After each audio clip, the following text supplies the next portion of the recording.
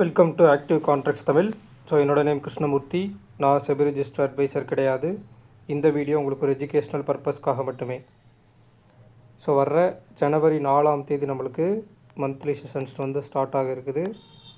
So join பண்ணணும் விருப்பம் இருக்கவங்க 7904877610 அப்படின்ற நம்பருக்கு வாட்ஸ்அப் ஆர் கால் எப்படி வேணால் நீங்கள் பண்ணிக்கலாம். ஸோ ஏதோ கால் பண்ணி உங்களுக்கு டவுட்ஸ் எது இருக்குது அதை கால் பண்ணி கேட்கணும் அப்படின்ற பட்சத்தில் வாட்ஸ்அப்பில் ஒரு முன்னாடியே ஒரு மெசேஜ் மட்டும் பண்ணிவிட்டு கால் பண்ணிவிட்டு நீங்கள் உங்களுடைய டவுட்ஸ் எல்லாம் க்ளியர் பண்ணிக்கலாம். உங்களுக்கு கிளாஸஸ் பற்றி செஷன்ஸ் பற்றி என்னென்ன டவுட்ஸ் இருக்கோ அதெல்லாம் நீங்கள் க்ளியர் பண்ணிக்கலாம். ஆல்மோஸ்ட் இதில் வந்து முழுக்க கற்றுக்கணுன்ற ஆர்வமுடையவங்களை மட்டும்தான் நான் வந்து உள்ள கிளாஸில் அலோவ் பண்ணுவேன். ஸோ அதர்வைஸ் வந்து ஒரு மாதத்துக்கு கண்டிப்பாக அவ்வளோ ப்ராஃபிட் வேணும், இல்லை ஒரே மாதத்தில் 2 மாதத்தில் வந்து கேபிட்டல் வந்து டபுள் பண்ணுற அளவுக்கு நான் பெருசாக கொண்டு போகணும் அப்படின்றவங்களுக்குலாம் கொஞ்சம் யோசிக்கலாம். ஸோ இன்றைக்கி சென்செக்ஸுடைய எக்ஸ்பைரி நம்மளுக்கு எப்படி முடிஞ்சிருக்கு நம்மளுடைய லெவல்ஸில் அப்படின்றத பார்த்துடலாம்.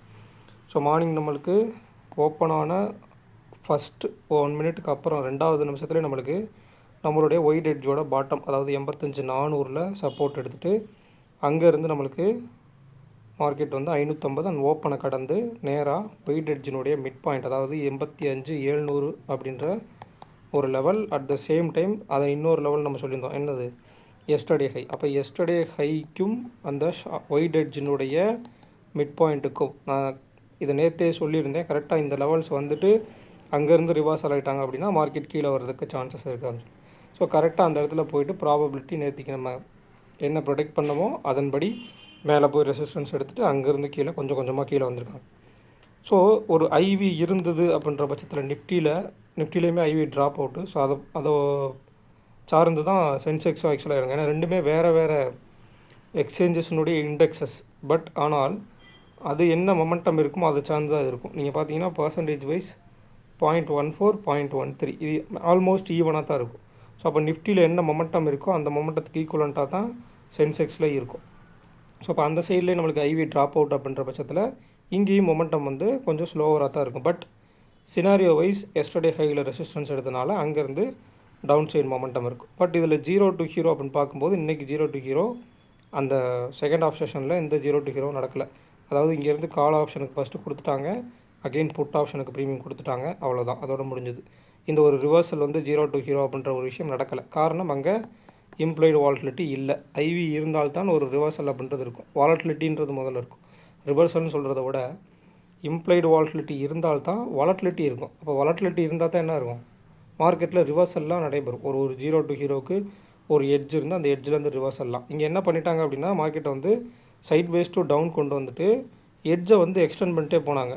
500 400 அப்புறம் 300ன்னு சொல்லிட்டு கடைசியாக 300ன்னு வச்சுட்டு எஸ்டர்டே லோவுக்கு கீழே போகாமல் அங்கேருந்து அகைன் கொண்டு வந்து 400லேயே முடிச்சுட்டாங்க. ஸோ இதுதான், இதை நீங்கள் ப்ராப்பராக scenario wise plus active contracts wise இதை நீங்கள் அண்டர்ஸ்டாண்ட் பண்ணியிருந்தீங்க அப்படின்னா நல்ல ஹியூஜாகவே இன்றைக்கி ப்ராஃபிட் பண்ணியிருக்கலாம் அதில் ஆல்மோஸ்ட். அதே மாதிரி நிஃப்டியை பொறுத்த மட்டும் நிஃப்டி வந்து ஒரு நியர்பை ஒரு ஃப்ளாட் ஓப்பன்லேருந்து நம்மளுக்கு கீழே ஷார்ட் எட்ஜினுடைய மிட் பாயிண்ட் 25,150 அதுக்கு கீழே போகலை. அங்கேருந்து சப்போர்ட் எடுத்து நம்மளுக்கு டைரக்ட் டு ஷார்ட் எட்ஜோட டாப்பு, அதுக்கப்புறமா வந்து எஸ்டர்டே ஹை. அதே மாதிரி சென்செக்ஸ் எப்படியோ அதே மாதிரி தான் இவங்களுக்கு. ஸோ எஸ்டர்டே ஹையில் ரெசிஸ்டன்ஸ் எடுத்தவங்க அங்கேருந்து மார்க்கெட் என்ன இருக்குது, டைரக்ட் டு எஸ்டர்டே லோ, அதாவது 25,119க்கு கொஞ்சம் முன்னாடி 25,123 லெவல் வரைக்கும் லோ வச்சுட்டு அதுக்குள்ளேயே முடிச்சிட்டாங்க. காரணம் இந்த மொமெண்டம் ஸ்லோவாக இருந்ததுக்கும் இதில் வந்து ஆல்மோஸ்ட் நம்மளுக்கு கால் ஆப்ஷன் ப்ரீமியத்தில் கிட்டத்தட்ட ஒரு நம்மளுக்கு ஆல்மோஸ்ட் ஒரு 25 to 30 பாயிண்ட்ஸ் நம்மளுக்கு ஆல்மோஸ்ட் ப்ராஃபிட் கிடச்சிருந்தது. இந்த சைடில் எடுக்கும்போது கிட்டத்தட்ட அதுலேயுமே ஒரு 25 பாயிண்ட்ஸ், ஆல்மோஸ்ட் ஒரு 50 பாயிண்ட்ஸ் இன்றைக்கி 2 ட்ரேடு. அது மார்க்கெட்டில் நீங்கள் ப்ராப்பராக மார்க்கெட்டை நீங்கள் கவனிச்சிங்கன்னா மார்க்கெட் 2 ட்ரேடு தான் கொடுத்துருக்கு. இதை நான் டெய்லி நிறைய டைம் நம்ம ஸ்டூடெண்ட்ஸுக்கும் சொல்லிட்டு வருவேன், நம்ம இங்கே சப்ஸ்கிரைபருக்கு சொல்லிட்டு வருவேன். மார்க்கெட் கொடுக்கறது ஒரு நாளைக்கு 2 அல்லது 3 ட்ரேடு தான். அதை தாண்டி நீங்கள் அதுக்கு மேலே ட்ரேட் எடுக்கிறீங்க அப்படின்னாலே நீங்கள் ஓவர் ட்ரேடில் எடுக்கிறீங்க தான் அர்த்தம். அதாவது 2வது ட்ரேடுக்கு மேலே பண்ணக்கூடிய ஒவ்வொரு ட்ரேடும் 3வது ட்ரேடு 4வது ட்ரேடு ஒவ்வொரு ட்ரேடுமே ஓவர் ட்ரேடு தான். ஸோ அதை வந்து நீங்கள் கரெக்டாக ப்ராப்பராக அண்டர்ஸ்டாண்ட் பண்ணியிருக்கீங்க இந்த சினாரியோவை ப்ளஸ் அதனுடைய மொமெண்டமை அண்ட் ஆக்டிவ் கான்ட்ராக்ட்ஸை இதெல்லாம் நீங்கள் அண்டர்ஸ்டாண்ட் பண்ணியிருந்தீங்கனாலே அது உங்களுக்கு தெரிஞ்சிருக்கும். மார்க்கெட்டில் இந்த சைடில் 1, இந்த சைடில் 2, அவ்வளோதான். ஒரு நாளைக்கு 2 ட்ரேடு தான் கொடுப்பாங்க. நீங்கள் மேக்ஸிமம் எல்லா மார்க்கெட்டில் எடுத்து பாருங்கள். ஒரு மொமெண்டம் இப்போ கீழே போயிருக்கு அப்படின்னா இதில் கீழே போயிருக்காங்க, ஒரு மொமெண்டம் திருப்பி உள்ளே போயிருக்காங்க, இன்னொரு மொமெண்டம், அவ்வளோதான். லாஸ்ட்டாக அவங்களுக்கு இந்த சைடில் எக்ஸ்பைரி 0 to 0ன்றனால ஒரு 3வது ட்ரேட், அவ்வளோதான். ஸோ ஒரு 3 ட்ரேட். அதே மாதிரி இந்த சைடில் இன்றைக்கி மார்க்கெட்டில் எடுத்து அதுக்கு முந்தின நாள் மார்க்கெட்டில் காலையில் ஓப்பன் மார்க்கெட்டில் ஒரு ஹைப்பு, அங்கேருந்து நம்மளுக்கு கால் ஆப்ஷனுக்கான டிகேவை புக் பண்ணும் பட்சத்தில் அகெயின் ஒரு மொமெண்டம். இவ்வளவு தான் மார்க்கெட்டில் உங்களுக்கு ட்ரேடே ஒரு நாளைக்கு அவ்வளோதான் இருக்கும். ஸோ காலையில் ஒரு மொமெண்டம், அங்கேருந்து ஒரு டிகே, அதுக்கப்புறமா அகெயின் ஒரு ஓப்பன்லேருந்து சப்போர்ட் எடுத்துகிட்டு ஒரு டிகே. ஸோ இவ்வளவு தான். இதில் வந்து புட் செல்லுன்னு எடுத்துட்டிங்கன்னா ஒரே ட்ரேடு தான். கால்ஸ் பை அண்ட் கால் செல்லுன்றது 2 ட்ரேடாக இருக்கும், அவ்வளோதான்.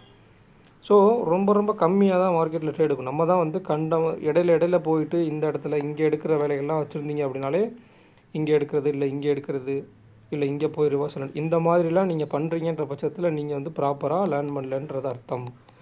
ஸோ ப்ராப்பராக லேர்ன் பண்ணி ஒரு எட்ஜ் டு எட்ஜ் எடுக்க பழகுங்க. ஒரு நாளைக்கு மார்க்கெட்டில் 2 ட்ரேடு தான் இருக்கும். அதை தாண்டி நீங்கள் எடுக்கிறீங்க அப்படின்னாலே அது ஓவர் ட்ரேட் கணக்கில் தான் வரும். ஸோ அதை வந்து அண்டர்ஸ்டாண்ட் பண்ணிக்கோங்க. ஸோ இன்றைக்கி மார்க்கெட் முடிஞ்சிருக்குது அப்படின்னு பார்த்துக்கிட்டிங்கன்னா கிட்டத்தட்ட 26,142. நேற்றுக்கு இருந்ததை விட இதில் நீங்கள் கவனிக்க வேண்டிய விஷயம், நேற்றுக்கு இருந்ததை விட -35 பாயிண்ட், அதாவது 35 பாயிண்ட் கீழே முடிச்சுக்கிறாங்க. ஆனால் ஐடிஎம் புட் ஆப்ஷன்ஸ் 26,200 முந்தைய நாள் க்ளோஸ்லேருந்து 7 பாயிண்ட் கம்மியாக இருக்குது. மார்க்கெட் 35 பாயிண்ட் கீழே இறங்கியிருக்கு. பட் ஐடிஎம் புட் ஆப்ஷன் என்ன இருக்காங்க, 7 பாயிண்ட் கம்மியாக இருக்காங்க. அதுக்கு அப்படியே ஆப்போசிட்டில் நம்மளுக்கு கால் ஆப்ஷன்ஸ், அவங்களுடைய ப்ரீவியஸ் க்ளோஸ் 113, க்ளோஸ் ஆகிருக்குது நம்மளுக்கு 72. இவங்கள்ட்ட 40 பாயிண்ட்டை காணும். அப்போ ஆல்மோஸ்ட் இந்த ஸ்ட்ராடில் 26,200 ஸ்ட்ராடில் கிட்டத்தட்ட 47 பாயிண்ட் டிகே நடந்திருக்கு. ஸோ இது வந்து ஒரு சைட்வேஸ் டு அப் ட்ரெண்ட் ஆகட்டும், இல்லை சைட்வேஸ் டு டவுன் ட்ரெண்ட் ரெண்டுமே கொடுத்து கிட்டத்தட்ட 47 பாயிண்ட் இங்கே டிகே பண்ணியிருக்காங்க. ஸோ இந்த ஸ்ட்ராடல் அப்படின்ற ஒரு விஷயத்தை கடந்து இன்றைக்கி மார்க்கெட் முடிஞ்சிருக்கு. மார்க்கெட் வந்து மேலே போகும்போது எஸ்டர்டே ஹைக் நியர்பை போகும்போது அப்சைட் மொமெண்டமுக்கு இருந்தது. பட் ஐவி நீங்கள் பார்த்தீங்கன்னா நேற்றுக்கு இருந்ததை விட இன்றைக்கி காலையில் ஓப்பன் மார்க்கெட்டில் கொஞ்சம் கம்மி. அதுக்கப்புறம் போக இருக்க ஐவி ரொம்ப ட்ராப் அவுட் ஆகிட்டே இருந்தது. ஸோ அதை நீங்கள் கவனிச்சிங்கன்னா தெரிஞ்சிருக்கும். நீங்கள் எப்போவுமே வந்து இந்த ஓப்பன் இன்ட்ரெஸ்ட் பார்க்குறவங்களாகட்டும், இல்லை இந்த ஆக்டிவ் கான்ட்ராக்ட்ஸ் பார்க்குறவங்களாகட்டும், இல்லை மேக்ஸ் பெயின், பிசிஆர், இது எல்லாமே வந்து உங்களுக்கு செல்லர்ஸினுடைய டேட்டா. இம்ப்ளைடு வாலட்டிலிட்டி அப்படின்றது வந்து உங்களுக்கு பையர்ஸினுடைய டேட்டா. அப்போ இந்த இம்ப்ளைடு வாலட்டிலிட்டி எந்த அளவுக்கு அதிகமாக இருக்கோ அதை பொறுத்து தான் மார்க்கெட்டில் வாலட்டிலிட்டி இருக்கும். அந்த பையர்ஸை வந்து ட்ராப் பண்ணுறதுக்காகத்தான் மொமெண்டம் பெருசாக இருக்கும். மார்க்கெட்டில் வாலட்டிலிட்டி பெருசாக இருக்கும், மேலேயும் கீழேயும் போகிறதுலாம் பெரிய லெவலில் இருக்கும். அப்படி இல்லை பையரே கம்மியாக இருக்காங்கன்ற பட்சத்தில் அந்த இடத்துல மொமெண்டம் இருக்காது. அதனால் கொஞ்சம் கேர்ஃபுல்லாக இருக்கணும். ஐவி எப்பப்பெல்லாம் கம்மியாக இருக்கோ அப்போல்லாம் கொஞ்சம் கேர்ஃபுல்லாக இருக்கும். ஸோ மார்க்கெட் முடிஞ்சிருக்க இடம் வந்து 26,142. அப்போ ஷார்ட் எட்ஜினுடைய பாட்டம் அப்படின்னு எடுத்துக்கிட்டால் 26,100. சரிங்களா, 26,100ன்றது நம்மளுக்கு ஷார்ட்டஸ்ட் எட்ஜினுடைய பாட்டம். அடுத்து மேலே நம்மளுக்கு கால் ஆப்ஷன் எடுத்துக்கிட்டிங்க அப்படின்னா 26,200. அப்போ 26,200ன்றது ஷார்ட் எட்ஜினுடைய டாப். அதே மாதிரி 26,150 அப்படின்றது ஷார்ட் எட்ஜினுடைய மிட் பாயிண்ட். இந்த ஸ்ட்ராடலுக்கு கட்டுப்பட்டு தான் மார்க்கெட் நடந்திருக்கு. எண்ட் ஆஃப் த டே நம்மளுக்கு இந்த சைடில் கீழே வர்றது அப்படி தான் நடந்திருக்கு, மேலே போனதும் அப்படி தான் நடந்திருக்கு. எஸ்டர்டே ஹையில் போய் சினாரியோ வைஸ் ரெசிஸ்டன்ஸ் எடுத்துகிட்டு அங்கேருந்து அகெயின் கீழே வந்திருக்காங்க. ஒரு நாளைக்கு அப்போ 100 பாயிண்ட்ஸ் கம்ப்ளீட் பண்ணும்போது கீழே மார்னிங் 140 லோ வச்சுட்டு அகெயின் மேலே போய் எஸ்டர்டே ஹையை கடக்க முடியல, 233 கடக்க முடியாமல் கீழே வந்தாங்கன்னா அங்கேருந்து 100 பாயிண்ட்ஸ் ஹை டு லோ கணக்கு வச்சு வந்திருக்காங்க. அவ்வளோதான் மொமெண்டம். ஸோ சினாரியோ வைஸ் நீங்கள் அண்டர்ஸ்டாண்ட் பண்ணிங்கன்னா அது ஈஸியாக அண்டர்ஸ்டாண்ட் பண்ணிக்கலாம். ஸோ அப்போ ஷார்ட்டஸ்ட் எட்ஜினுடைய மிட் பாயிண்ட் அப்படின்றது நம்மளுக்கு 26,150. இன்னொரு விஷயம் நேற்றுக்கு நீங்கள் நம்ம சொல்லும்போது கவனிச்சிருந்தால் வீக்லியில் நமக்கு மிட் பாயிண்ட் அப்படின்றது 26,250. அதை கடக்கலை அப்படின்னாலே மார்க்கெட்டில் அப்சைட் இருக்கக்கூடிய மொமெண்டம் ஸ்லோவராக தான் இருக்கும் அப்படின்றத நம்ம சொல்லியிருந்தோம். அடுத்ததாக 26,100 + 26,300 அப்படின்றது நம்மளுக்கு ஒய்டஸ்ட் எட்ஜஸ். அதாவது ஒய்ட் எட்ஜினுடைய டாப் வந்து 26,300, ஒய்டஸ்ட் எட்ஜினுடைய பாட்டம் வந்து 26,100. அப்போ ஷார்ட் எட்ஜினுடைய பாட்டமும் 26,100 தான், ஒய்ட் எட்ஜினுடைய பாட்டமும் 26,100 தான். அப்போ அந்த இடத்துல நாளைக்கு அதாவது வெள்ளிக்கிழமை என்ன பண்ண போகிறாங்கன்றதை பார்க்கணும். ஒன்று. இன்னொரு விஷயம் வந்து இதனுடைய மிட் பாயிண்ட் வந்து 26,200. அப்போ 26,200ன்றது நம்மளுக்கு ஷார்ட் எட்ஜினுடைய டாப்பாகவும் இருக்குது, ஒய்டஸ்ட் எட்ஜினுடைய மிட் பாயிண்ட்டாகவும் இருக்குது. ஸோ அந்த ஒய்ட் எட்ஜினுடைய மிட் பாயிண்ட் 250லேருந்து இப்போ 200க்கு கன்வெர்ட் ஆகி வந்திருக்கு. But short edge and wide எட்ஜினுடைய பாட்டம் கீழே இருந்த 26,000 26,100 கன்வெர்ட் ஆகி மேலே வந்திருக்கு. அப்போ ரெசிஸ்டன்ஸும் மேலேருந்து கீழே வந்திருக்கு, சப்போர்ட்டும் கீழேருந்து மேலே போயிருக்கு. அப்போ நாளைக்கு எந்த பக்கம் மொமெண்டம் இருக்கிறதுக்கு, அதாவது வெள்ளிக்கிழமை மார்க்கெட்டில் ஓப்பன் ஆகும்போது எந்த பக்கம் மொமெண்டம் இருக்கும் அப்படின்றத பார்க்கணும். ஸோ கொஞ்சம் கேர்ஃபுல்லாக தான் மார்க்கெட்டில் ஹேண்டில் பண்ணணும். ஏன்னா ஐவி லோ, ஒருவேளை இமிடியேட்டாக ஐவி ஸ்பைக் ஆச்சு அப்படின்னா என்ன பண்ணுவாங்க அப்படின்னா, ஒரு பிரேக் அவுட் கொடுக்குற மாதிரி இன்றைக்கி இந்த எஸ்டர்டே ஹைக்கு மேலே போகிற மாதிரி போயிட்டு அங்கேருந்து ஃபேக் அவுட் ஆகிட்டு அதிலிருந்து ரிவர்சல் கொடுத்து கொடுத்த ப்ரீமியத்தை கரெக்டாங்க.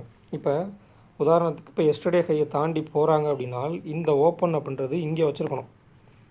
இந்த இடத்துல வச்சுட்டு இங்கே ஓப்பன் பண்ணியிருந்தாங்க அப்படின்னா இதை ஹையை பிரேக் பண்ணும்போது ஒரு மொமெண்டம் இருக்கிறதுக்கு சான்சஸ் இருக்குது. காரணம் ஏன்னா கால் ஆப்ஷன் ப்ரீமியம் இங்கேருந்து இந்த லோவிலேருந்து அவ்வளோவா ஏறி இருக்காது. பட் இங்கே லோ வச்சுட்டு ஏறுறாங்கன்றப்ப இங்கே ரீச் பண்ணும்போது ஆல்மோஸ்ட் அங்கே கால் ஆப்ஷனுடைய ப்ரீமியம் ஏறி இருக்கும்.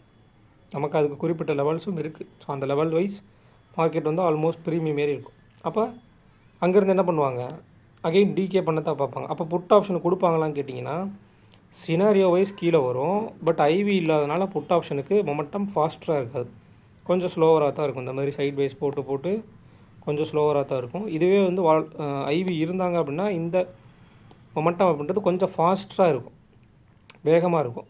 ரீச் அப்படின்றத கீழே டவுன் சைட்லேயோ இல்லை 150 இந்த ஸ்ட்ராடலினுடைய பாட்டமோ ரீச் பண்ணுறதுக்கு கொஞ்சம் ஃபாஸ்ட்டாக ரீச் பண்ணுவாங்க. ஸோ அதை நீங்கள் அண்டர்ஸ்டாண்ட் பண்ணிக்கணும். அடுத்ததாக நம்மளுடைய ப்ரீமியம் கால்குலேஷன்ஸ் வைஸ் ரேஞ்சஸ் எடுக்கும்போது எப்படி எடுக்கணும்னா, இதில் கிட்டத்தட்ட 150 புட் ஆப்ஷன் உங்களுக்கு உள்ளே இருந்தாலும் 100 தான் நம்மளுக்கு பாட்டம், 200 தான் நம்மளுக்கு டாப். இப்போ 26,100 புட் ஆப்ஷனுடைய க்ளோஸ் 55, 200 கால் ஆப்ஷனுடைய க்ளோஸ் 72. அப்போ கிட்டத்தட்ட நம்மளுக்கு 26,272 அப்படின்றது ஷார்ட் ரேஞ்சினுடைய டாப். ஷார்ட் ரேஞ்சினுடைய பாட்டம் வந்து 26,045 அப்படின்றது ஷார்ட் ரேஞ்சோட பாட்டம். அப்போ 75 + 55, 72 + 55 அப்படின்றப்ப கிட்டத்தட்ட 127. அப்போ 26,327 அப்படின்றது ஒயிட் ரேஞ்சோட top and all time high. சரிங்களா, 80 ஹை, அதாவது ஆல் டைம் ஹை அதுதான். அதுக்கப்புறம் அதே 127 இந்த பக்கம் மைனஸ் பண்ணிங்க அப்படின்னா கிட்டத்தட்ட 25,973 அப்படின்றது நம்மளுக்கு ஒயிட் ரேஞ்சோட பாட்டம். ஸோ ஆல்மோஸ்ட் 950 அப்படின்றத சஸ்டெயின் பண்ணுறாங்க. 350ன்றதே ஆல்மோஸ்ட் மார்க்கெட் வந்து அந்த ரேஞ்சை வந்து சஸ்டெயின் பண்ணி வச்சுருக்காங்க. ஆனால் ஐவி இருக்கிறத விட நியர்பை எக்ஸ்பைரிக்கு, அதாவது ஒரு எக்ஸ்பைரி நடக்கும்போது ஈவினிங் என்ன இருக்குமோ அந்த ஐவி இங்கே இருக்குது மார்க்கெட்டில். ஸோ ஐவி ரொம்ப ரொம்ப லோவாக இருக்குது. இந்த ஐவி வந்து நாளைக்கு ஸ்பைக் அப் ஆகாத பட்சத்தில் மார்க்கெட்டில் மொமெண்டம் ஸ்லோவராக இருக்கும். ஸோ ஒன் சைடாக ஒரு நாளைக்கு மினிமம் ஒரு 100 பாயிண்ட்ஸ் அப்படின்ற மாதிரி மொமெண்டம் எடுத்துகிட்டு போகிறதுக்கு தான் வாய்ப்புகள் இருக்கும். ஸோ அந்த ஐவி வந்து ஸ்பைக் ஆகாத பட்சத்தில் இப்போ 2-3 நாளாக நம்மளுக்கு அப்படி தான் நடந்துட்டுருக்கு. ஸோ அதை பேஸ் பண்ணி தான் நடக்கும். ஒரு நாளைக்கு 100 பாயிண்ட் மொமெண்டம் அப்படின்ற பேசிஸில் தான் மார்க்கெட் வந்து ரன் ஆகும்.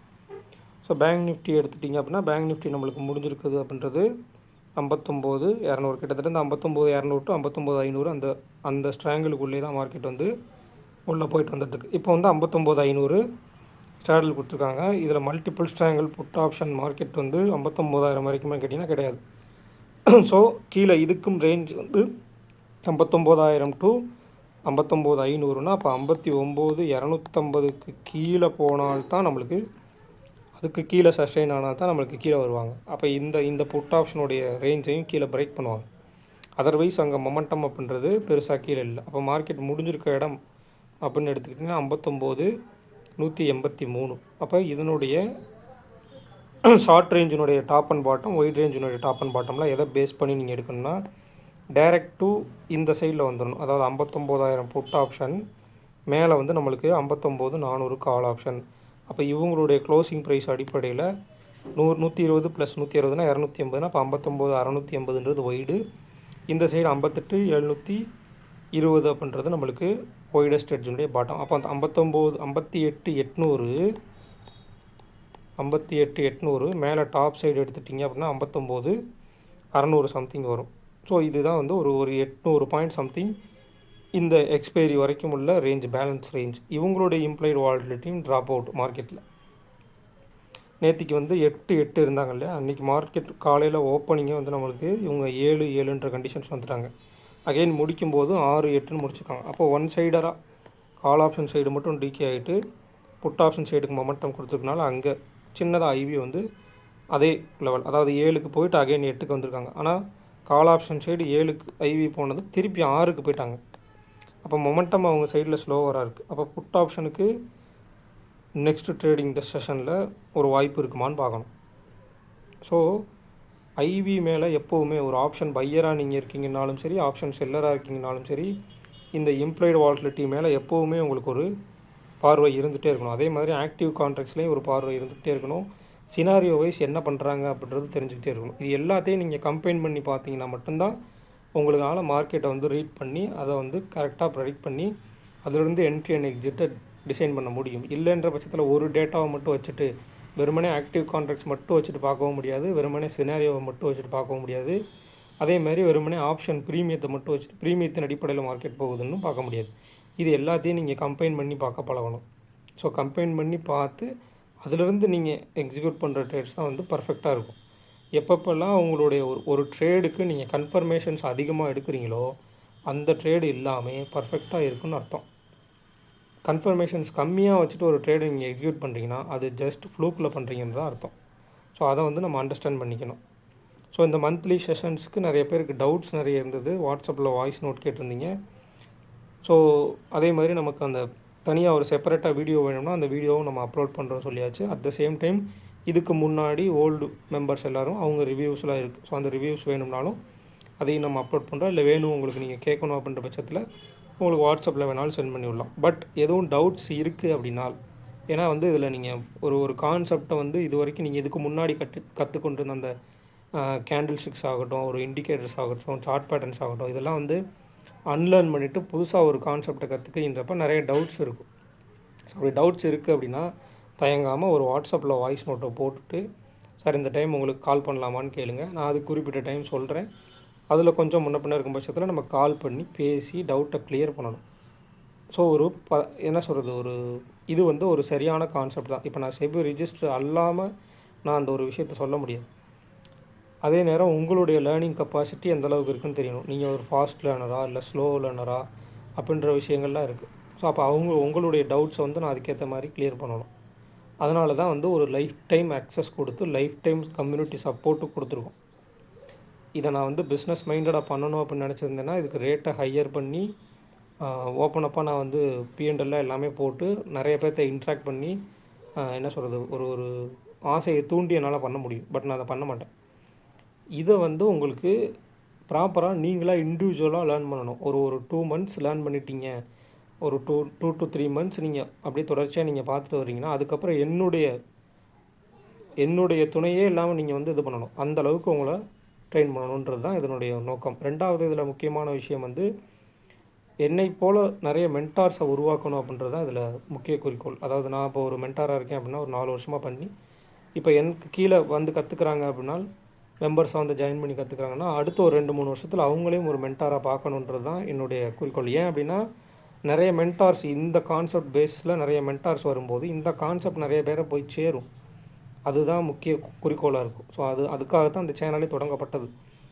நிறைய பேர் வந்து தப்பாக இன்ஃப்ளூயன்ஸ் பண்ணி தப்பாக மேனிப்புலேட் பண்ணி மக்களை வந்து கொண்டு போகிறாங்க. ஸோ அதில் வந்து ஒரு ப்ராப்பராக அட்லீஸ்ட் அவங்க வந்து ப்ராஃபிட் பண்ணலைன்னா கூட அதிகமாக லாஸ் பண்ணாத அளவுக்கு அவங்கள பாதுகாக்க முடியுமானா அது இந்த கான்செப்டால் 80% சான்சஸ் இருக்குது. அதில் அவங்க லேர்ன் பண்ணிக்கிறது அவங்களோட டிசிப்ளினை பொறுத்து ரொம்ப ரொம்ப முக்கியம்.